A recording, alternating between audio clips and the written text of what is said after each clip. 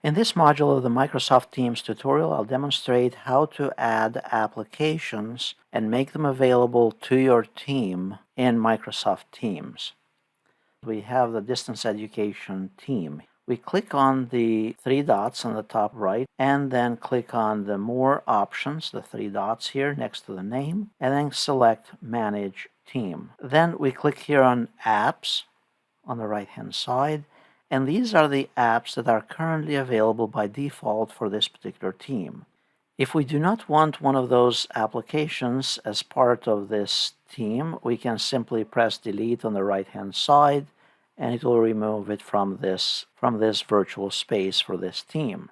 To add more apps, we click here on more apps, and in this case I'm going to add OneNote.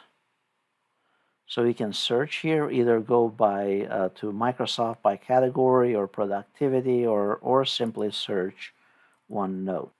Once you have identified the app that you want, in this case OneNote, click on the drop-down, choose to add it to the team by selecting the Add to Team.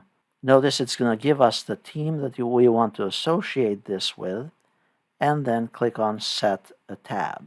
We can either create a new notebook for this team or use an existing one and then press Save.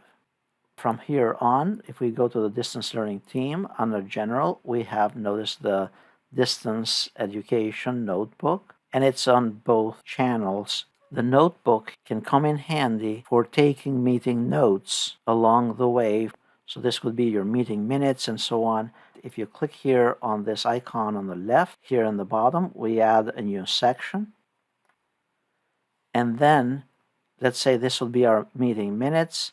Then we go here and add a new page, and then type away your minutes using the tools at the top. Now that we have the meeting minutes section, we go in the bottom here and click on Add Page. This will add a new option for the meeting minutes, let's say for June 19th, 2023, and so on. So it's a great collaboration tool for tracking and managing documents or notes or charts or whatever you want within your Teams platform. If you no longer want a particular tool listed as one of the tabs, you can click on the drop-down and then select Remove.